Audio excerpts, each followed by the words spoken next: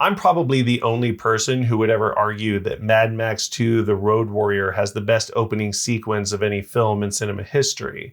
And I'm fully willing to admit that I'm probably wrong about that assertion, but hear me out.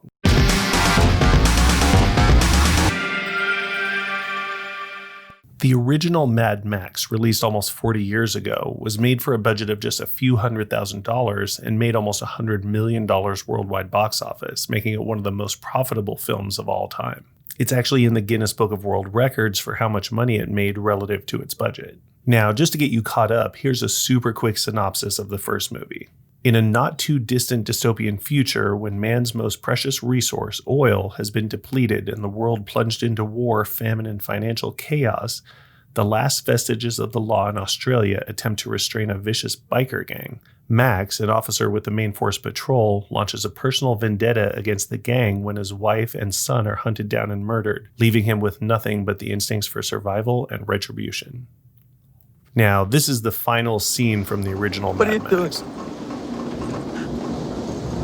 I want to know what you're doing.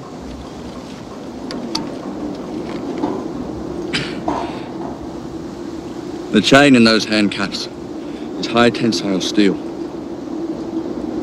It'll take you 10 minutes to hack through it with this. Now, if you're lucky, you can hack through your ankle in 5 minutes. Go. You're mad, man. You think I look silly, don't you?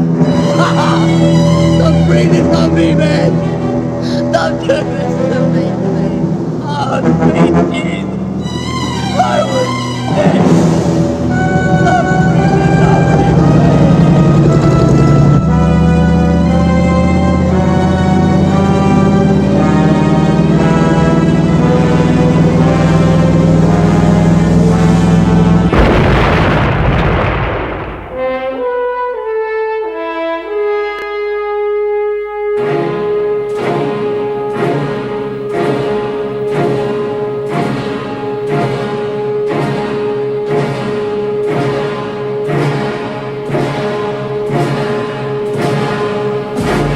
And here's the beginning of Mad Max 2: The Road Warrior.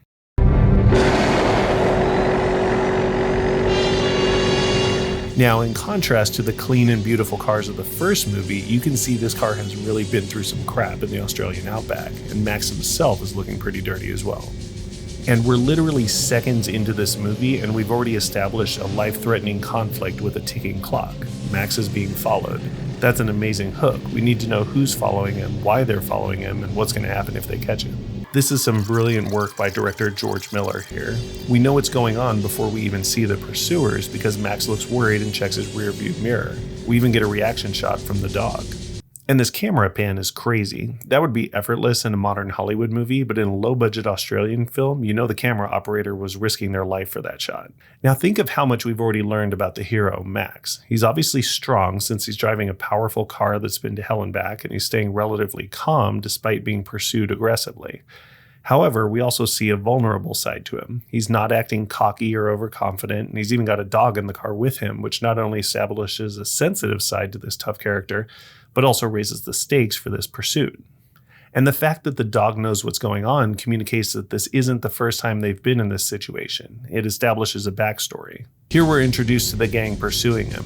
It's clear from the vehicles that they've also been through a lot in the outback, which starts to establish this world where people are dependent on their vehicles for survival.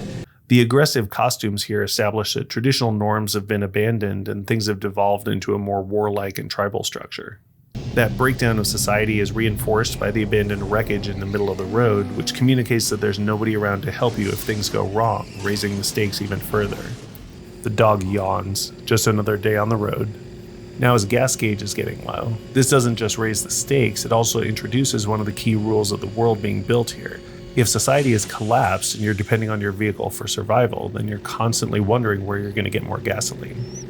The dog understands what's happening and goes to hide in his little nest in the back.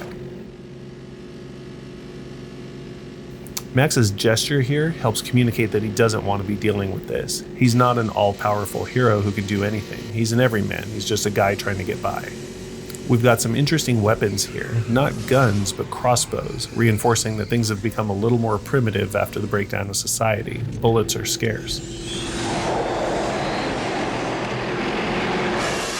And now we come across yet another wreck on the road from a prior ambush, showing just how lawless these roads really are. Now this is one of the decisive moments that communicates a lot about the world being built here. After he takes out one of the gang members, you'd think he'd keep running, but he doesn't. He stops. He goes back. For what? For the one thing most precious in this world: gasoline. In a good bit of continuity here, he still has a limp from a gunshot trauma in the first movie, which again establishes his vulnerability.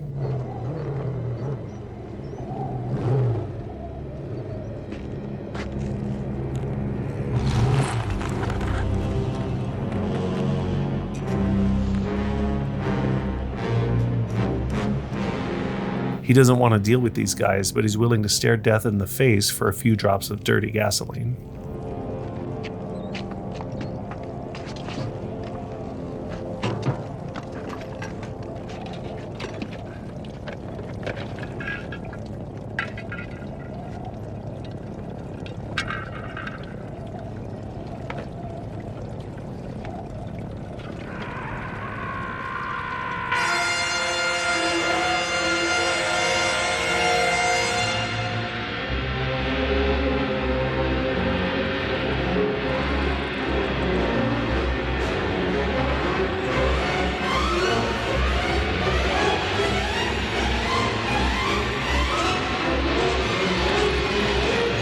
His reactions here communicate that he's not like the gang members. He winces when he sees them pull out the crossbow bolt. Despite his tough exterior, he's one of the few left who's retained some shreds of humanity.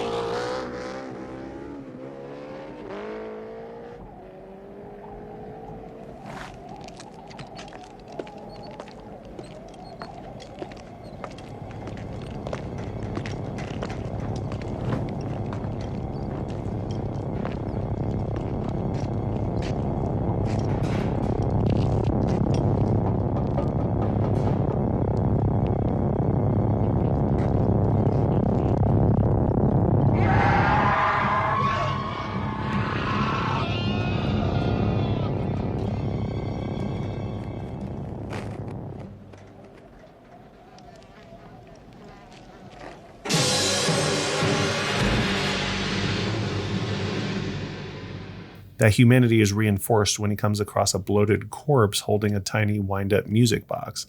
His disregard for the corpse shows that death is part of this everyday life, but the fact that he pauses to listen to this little bit of primitive music says a lot.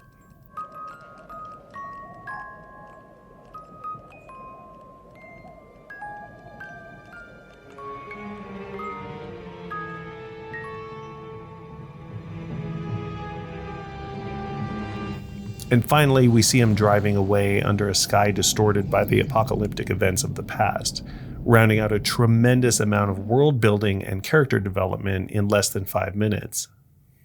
And that's why, for me, Mad Max 2: The Road Warrior is a masterclass in visual storytelling and about how much information you can communicate through visuals and action instead of dialogue and exposition. And I'll admit, maybe it's not the best opening sequence of all time in film history, but it's my favorite one. I'm James Archer, and I make videos about making videos. If you're into videos, you should check out some of my other videos.